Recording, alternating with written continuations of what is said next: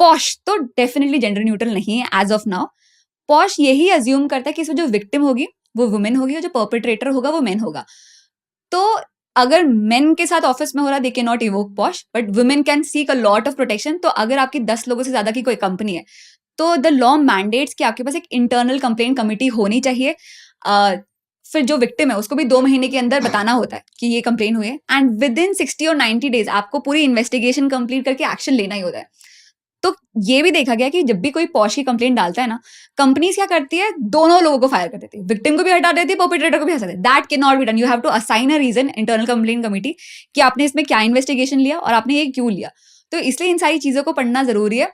तो मेरे को ना यही समझ में आया कि लोग क्या करते हैं जब वो बहुत अग्रीव हो जाते हैं। जिसमें एक केस आपके साथ बताऊं।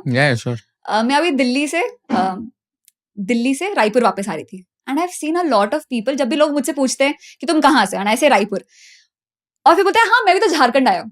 तो मुझे समझ में आता है, नॉट देयर फॉल्ट, मेरे को ये सारी सिटीज के बारे में नहीं पता है, होना चाहिए, नहीं पता है। I see a lot of people being confuse between Ranchi and Raipur, same आसपास ही बने दोनों ऐसे। तो अब मैं एयरपोर्ट पहुंचती हूँ और मैं 2-3 बजे से ही एयरपोर्ट पहुंचे, शाम को 6:30-7 बजे की फ्लाइट रहती है। दिल्ली एयरपोर्ट में ना थोड़ा दूर जाने के बाद, लाउंज के पास जाने पर बहुत दूर तक वो टीवी नहीं है डिस्प्ले करने के लिए आपकी फ्लाइट का गेट नंबर क्या हो, क्योंकि मैं इतने पहले चले गई तो मुझे पता ही था गेट नंबर क्या है। वो तो मैंने स्टार्टिंग में देख लिया था कि 29B है, तो हाँ बढ़िया, अपन बैठ गए, बुक पढ़ रहे, सब कुछ हो रहा है।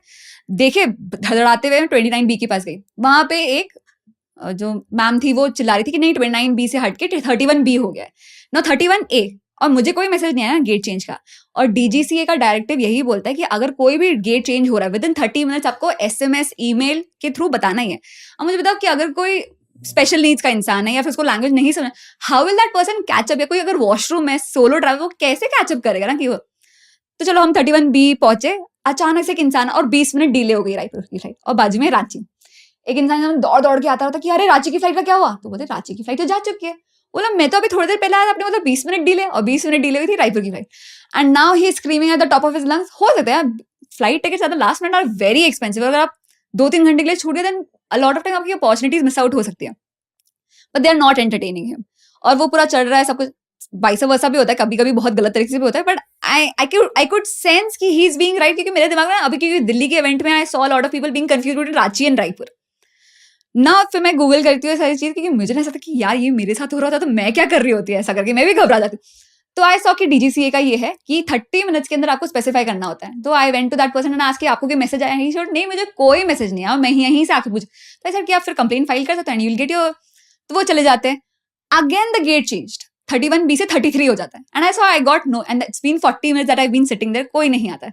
और फिर कंफ्यूजन भी हो रहा है कि 33 है कि 31, तो आसपास है, तो हो गया 33 हुआ। मैं अपने टिकट दिखा रही हूँ, उनसे मैंने पूछा कि मैं कोई मैसेज नहीं है, तो बोला कि लास्ट मिनट है ना। 40 मिनट्स कहाँ से, जैसा हम बस लास्ट क्यू में जो प्लेन के अंदर घुसने नहीं वाला था वो स्कैन बस। एंड शी सेज दिस कि last boarding announcement for Ranchi. तो she was confused between Raipur and Ranchi till the very last, और एवरीवन वाज लाइक कि यार रांची क्यों बोल, रांची तो कब की उड़ चुकी है। तो very long story, what I am trying to say is कि हम ना जब बहुत सारी चीजें खराब हो जाती है तब अपन लॉस के बारे में पढ़ते हैं, और फिर अपन पैनिक करते हैं कि ये सारी चीजें, क्योंकि सिचुएशन में तो क्योंकि हमको लॉ पता नहीं था, हम पैनिक कर चुके हैं। बहुत बार पहले से अगर लॉ पता हो तो you can just calm down and assert your situation की, पर आई डिड नॉट गेट मैसेज, तो फिर वो आपको वैसे करेंगे। अब यहाँ आपको पता नहीं था कि आप चढ़ गए हो, तो अगर आप कोई चढ़ जा रहे हो तो आपको कोई कंपनसेशन नहीं मिलने वाला, मतलब you will be in the wrong. तो what I am trying to say is कि लॉ ना, हम जब आपदा आती है तब हम लॉ के बारे में पढ़ते हैं, but law should be like an insurance. आप पहले से जानकारी रखो जनरल लॉस के बारे में, वॉट एवर आपकी रेगुलर चीजें होने वाली उनके बारे में आपको जनरली ही पता होना चाहिए, and that's why knowledge of law gives you a lot of power and gives you a lot of wisdom. Right. तो इसमें जो आपने पॉश का एग्जांपल जो बताया था, तो उसमें आपने बताया कि विक्टिम और परपेट्रेटर दोनों को फायर कर देते हैं, तो हाँ। विक्टिम को क्यों फायर कर रहे हैं? बट क्योंकि फिर वो होगा ना कि यार तुम रहोगी तो लोग यही सोचेंगे, बिकॉज दे नॉट। तो इंडिया में ना लॉज बहुत अच्छे रहते हैं, but the bad state of affairs is कि a lot of time those great ideas are just on paper. इतनी सारी कंपनीज रहेंगी जहां पे internal complaint committee is just on paper, तो उनको पता ही नहीं कि जेंडर सेंसिटिव इश्यूज को कैसे हैंडल करना है, आपको कौन सी चीजें पूछनी है, क्या चीजें आप कैसे इन्वेस्टिगेट कर सकते हो, बर्डन ऑफ प्रूफ किस पे रहेगा। तो उनको लगता है कि ये सारी चीजें करनी ही क्यों, इस पे भी गलत हो सकती है, उस पे, तो दोनों को ही फायर कर देते हैं, which they can not do without assigning reason. Got it. And जो आपने पर्सनल क्वेश्चंस का बताया कि employer is not allowed to ask personal questions in the interview, हाँ तो पर्सनल क्वेश्चंस का कोई ऐसे डेफिनेशन है कि कौन से questions like are defined to be personal, या क्या एग्जांपल्स है पर्सनल क्वेश्चंस के? बहुत वेग होगा, but I think you have to understand the gut feeling what the employer is trying to do. Are you married has no relevance to the job अगर, तो that becomes a personal question. Do you have any kids? How long are you planning to get married? All, and ये बहुत सारे ना questions वो होते हैं जो women से ही पूछे जाते हैं. जैसे एयरपोर्ट पे बैग्स का अगर कैबिन बैग का चेक होगा तो women का ही होता है, men का नहीं होता है, क्योंकि women tend to carry heavier baggage. That is not, it's not discrimination, but when we come to the job places, it becomes, you're not asking the same set of questions to a male employee. तो that becomes private. When you get the gut feeling कि इसका ना मेरे job से कोई relation ही नहीं है, तो that becomes, तो बहुत सिंपल हो सकता है. आप उसको ये बोलो कि I am not comfortable answering personal question, but what ever the situation भी, मेरा फुल डेडिकेशन इसमें ही रहेगा. So that's also there. So you're saying basically it's illegal to ask personal questions in an interview. हाँ, it's discriminatory to ask personal questions. क्योंकि personal question के answer के basis पे अगर आप डिसाइड करो मुझे जॉब देना ही नहीं, तो फिर वो डिस्क्रिमिनेटरी हो जाता है. एयर इंडिया वर्सेस नरगेश मिर्जा का केस था. अब हमने क्या, बहुत सारा ना, बहुत पुराना, मतलब ऐसे सोसाइटी की सोच कैसे होती है कि अगर तुम जॉब दे रहे हो, आपको पूरा सब डेडिकेट कर देना है. तो एयर इंडिया के ये रूल्स थे जो ये बोलता था कि अगर किसी एयर होस्टेस की शादी हुई, एयर होस्टेस मेल वगैरह पे नहीं लगा था, कि अगर शादी हुई तो नेक्स्ट 2-3 साल तक वो शादी नहीं कर सकती है, या फिर नेक्स्ट 2-3 साल तक she can not plan for a child. They said that. और वो क्या रीजन देते थे कि क्योंकि उन्होंने किया है तो उनका वेट गेन हो जाएगा या फिर छुट्टी होगी, तो this jobs require this much of dedication, and they had that guidelines, और वो चैलेंज किए गए थे. तो these sort of questions were being asked to air hostess before they join. तो वहां से ये सारी चीजें हैं. वन मोर इंटरेस्टिंग केस में तो बताऊं, पॉश की जो स्टोरी है, विच इज वेरी, जितने इंटरेस्टिंग बताने बता दो. It's very sad also and it's very interesting also. तो जो आज हम सबके पास पॉश है, वो आता है 1992 में. That's the year of my birth. 1992 में भवरी देवी राजस्थान की एक साथिन थी, मतलब ग्राउंड लेवल वर्कर थी. तो राजस्थान में चाइल्ड मैरिज वाले इश्यूज बहुत होते थे, तो गवर्नमेंट ने बहुत सारे एनजीओ वगैरह बना के रखे थे जो साथ में काम करते थे. तो posh is what, prevention of sexual harassment at work place. अब वर्क प्लेस ना कुछ भी हो सकता है. फॉर एग्जाम्पल, अगर मैं काम के लिए किसी होटल में जा रही हूँ इंटरव्यू लेने के लिए, या फिर मैं काम के लिए ट्रैवल कर रही हूँ, या फिर किसी स्कूल जा रही हूँ, उसके लॉन भी जा रही हूँ, उसके कैफे भी जा रही हूँ, all of that will be work place. तो अगर वहां पे मेरे साथ कुछ भी फिजिकल, वर्बल, सेक्सुअल अब्यूज, कुछ मेंटल कुछ भी होता है, all of that will be covered under posh. But ये अभी का 92 में डिड नॉट हैपन. तो 92 में, बिकॉज अब वो गवर्नमेंट के साथ काम कर रही थी, तो वैसे तो government should be responsible for it. तो वो एक 4 साल की बच्ची की शादी या 8 साल की बच्ची की शादी रुकवाने जा रही होती है, और वो कुछ शायद गुज्जर होते हैं, आई डोंट रिमेम्बर कि क्या होता है, बट बहुत एफ्लुएंट रहते हैं. वहां पे जिस दिन वो रुकवाने गई होती है, वो पुलिस को कंप्लेन कर देती है, पुलिस आती है, एंड फिर भी उन लोग आपस में सेटल, शादी हो जाती है. A day later Bhanwari Devi is being raped by 5 upper caste men, and his husband is also there. सब कुछ होता है. अब आप सोचो कि नेक्स्ट डे वो हस्बैंड और भवरी देवी, दे गो साइकिल चला के कितने ही किलोमीटर पुलिस स्टेशन देने के लिए, मेडिकल सब कुछ रिपोर्ट देने के लिए. एंड इट्स बीन 92 से अब क्या 32 साल हो गए, 34 साल, the case has not been decided. और इसमें ये बताता है ना कि कितने बार लॉ कितना अच्छा होता है, पर चीजें इतनी गलत हो जाती है. तो तब लॉ था ही नहीं उसके प्रोटेक्शन के लिए, एंड इन 1992 आप कैसे ये सारी चीजें नहीं सोच सकते हो. तो भवरी देवी जाती है पुलिस स्टेशन. अब ये इसमें कास्ट डिस्क्रिमिनेशन भी होता है. हाई कोर्ट बेल दे देती है सारे लोगों को for the lack of evidence. आज के डेट में भी the case is still running, nobody has been convicted. सबके सब कितने तो मर ही चुके हैं, and she is still there, and she is still facing backlash from the society. And I saw a documentary, all of you should see that Bhanwari Devi का केस, जिसमें जिस बच्ची को बचाने गई होती है ना, वो उसको अक्यूज करे कि तुमने मेरी शादी क्यों खराब की. That 4 or 8 year old. तो वो वॉट एवर, बट तो एक बहुत सारे एनजीओ साथ में लगे भवरी देवी के. वन सेट एनजीओ विशाखा ना केस लड़ा, एंड हाई कोर्ट ने डायरेक्शंस दिए कि अगर sexual harassment at workplace, क्योंकि तब वर्क प्लेस में वुमेन का इन्वॉल्वमेंट था, as and when society was growing, हमको समझ में कि हाँ ये प्रोटेक्शन की भी जरूरत है. वो गाइडलाइंस आई, जिसके बाद पॉश एक्ट बना. तो पॉश एक्ट, विशाखा, ये सब कुछ एग्जिस्ट करता है भवरी देवी की वजह से, and she have not got justice. So that's a sad state of affairs, but because of her one movement we got POSH that protects a lot of women. So अभी जो स्टेटस है, the case is still pending in the court, case is still pending, supreme court. Okay. I think Rajasthan High Court और Supreme Court, and she is left with nobody. उनको Rajasthan government ने जितने भी arms and ammunition वो तो सब कोई ले लिए. The husband has died. जितने भी थे perpetrators, they have died. She's the only one who's suffering all of this. My God.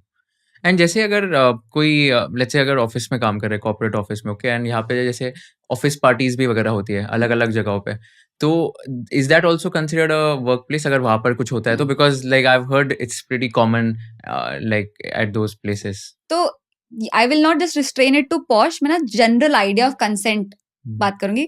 तो for example, when is a consent yes, when it's no. तो जब कोई एक एंथुजियास्टिक येस हो किसी चीज के लिए, then it's yes. If it's restricted yes, चलो ठीक है, then it's a no. If it's then it's a no. If it's not a yes, it's a no. अच्छा। तो जैसे double entendre, double meaning jokes crack करना, adult jokes crack करना, किसी को देख के ओ प्रिया गाना, all of that could come under POSH if the person is not comfortable. तो आपको ये समझना होता है कि व्हाट द सामने वाला इंसान कंफर्टेबल है किस चीज से, क्योंकि इन सारी चीजों में ना what you need to understand is, जैसे हम कोई अगर जोक क्रैक कर ले, अब मैं अगर आपके ऊपर जोक क्रैक कर रही हूँ, तो the burden of proof will, मतलब ये देखा जाएगा कि if you are being hurt, ये नहीं देखा जाएगा कि इफ आई मेंट, मेरा तो क्योंकि it's very simple, I was just joking, इतना लाइट, इतना चिल रहना, I can say all of that. But burden of proof मेरे पे रहेगा प्रूफ करने का। बर्डन ऑफ प्रूफ है ही नहीं, बात तुम्हारी मानी जाएगी। If you were being hurt without me intending it, then your word will be So taken. then the onus is on you to Yes, prove that yes. your intentions were not to hurt. और intention से फर्क ही नहीं पड़ता। If you felt hurt, क्योंकि हम intention में क्यों आ रहे हैं ना, Okay. it could be verbal also. तो अगर हम इंटेंशन में आ जाए तो then it becomes very tricky. And I've been hurt. तो if you are hurt, then action has to be taken. No, but then isn't this very subjective? Because अभी मेरे लिए क्या hurt है, सामने वाले के लिए क्या hurt है, वो तो बहुत अलग है। इसलिए लॉ एकदम सही है कि when in doubt, don't do it. तुमको अगर लग रहा है तुम्हारे ये जोक क्रैक करने से सामने वाला ऑफेंड हो सकता है, ओ क्या बढ़िया, डोंट क्रैक दैट जोक। जैसे बहुत सारे ऑफिस में हो सकता है कि आपस की अंडरस्टैंडिंग वैसी हो टू प्रूव कि if you been calling someone पटाखा and someone is not getting offended, that's fine, but don't do it वैसा। तो द ब्रॉडर सेंस इसलिए कहा जाता है कि इसलिए ये है कि अगर हम इंटेंशन प्रूव करने में आ जाए ना, तो फिर तो हर चीज लाइट ली जाती है कि I did not mean it, और या फिर गैस लाइट किया जाता है कि why are you being so sensitive. इसलिए ये बोले कि the listener, if the listener is getting offended, it will be considered. तो तुमको अगर लॉ पता चल गया तो तुम क्रैक ही ना करो। इसलिए are you getting what I am saying? I get it, but the follow up question here is that मैंने तो ऐसे भी बहुत सुना है कि जैसे बहुत ज्यादा लाइक बड़े बड़े कॉर्पोरेट ऑफिसेज में या फर्म्स में प्रमोशंस आर आल्सो लाइक मतलब प्रमोशन अगर किसी को करवाना है एंड ऑल, तो फेवर्स के थ्रू ये सब all of that comes under posh. अगर तुमको लग रहा है तो पॉश ना बहुत क्लियर। तो अपने इंडिया में क्या बोला, इंडिया में क्या हर जगह ये है कि knowledge of law, ignorance of law is not an excuse. तुमको पॉश के बारे में नहीं पता था कि नॉट बी एन एक्सक्यूज कि अरे मेरे को तो पता ही नहीं था कि ये लॉ है, अरे मुझे तो पता ही नहीं था, मैंने ऑफेंस कर दिया। तो ignorance of law in not just posh, anything is not an excuse. तुमको लॉ के बारे में, क्योंकि अगर तुम वो अलाउ कर दोगे तो फिर तो एक्सेप्शंस होते जाएंगे। तो पॉश और any other sexual act for that matter, अगर आप मॉलेस्टेशन ले लो, साइबर बुलिंग ले लो, कुछ भी ले लो, हम ना इंटेंशन पे नहीं आते कि मुझे तो पता नहीं था मैं ट्रोल कर रहा हूँ, मुझे तो पता नहीं तुम हैरास हो रही हो, मुझे तो पता नहीं मैं तुमको स्टॉक कर रहा हूँ। तो इंटेंशन पे नहीं आते। तो पॉश ना क्या बोलता है, it's not a tangible offence नहीं है कि तुम फिजिकली कुछ प्रूव करो। अगर बाय वर्ड्स भी तुमको लग रहा है कि ही इज मीनिंग समथिंग, जैसे फॉर एग्जाम्पल मैं एकदम बेयर एग्जाम्पल दे रही हूँ। For example if the boss is asking a female employ क्या मैं तुम्हें घर छोड़ दूं, और वो नहीं बोल रही है, and if he is insisting, that could also come under POSH. What are you saying? Because इसमें माना जाता है कि अपर लेवल पोजीशन को, इफ यू आर, अगर तुम एम्प्लॉय और एम्प्लॉयर, उसको मना करना can be difficult, so don't insist. Oh okay, but you understand that it's not a bad thing, या फिर बहुत ज्यादा प्रो वुमेन हो रहा है ऐसा नहीं। You try to understand where we are coming from, where cases are being pending, जहां पे छोटा सा अगर 1.5 घंटे का मेडिकल एग्जामिनेशन में डिले हो जाता है, the cases are being pending for 30 hours, तो हम क्या बोल रहे हैं? और ऐसा नहीं हो रहा कि तुम कुछ काम कर दो उसके बाद लॉ बना। Law is there, you are suppose to be aware of it, the companies are suppose to brief their employees on POSH, वो सारी चीजें होनी ही चाहिए। Then if you are doing this, then you will be held responsible. ये yes men के against भी होता है, like companies POSH is not available against men. अच्छा okay, POSH is not available for men. Okay, got it. So this is only for the protection of women. अभी तक तो ये जेंडर न्यूट्रल नहीं। If you learned something new from this video, do share it with your friends and subscribe to this channel so that we can bring you the best content possible. Also, if you want to watch this entire episode, click on the link in the description box and you can go to Kushal Lodha YouTube channel and watch the entire podcast episode. Thank you so much for watching this and have an amazing day.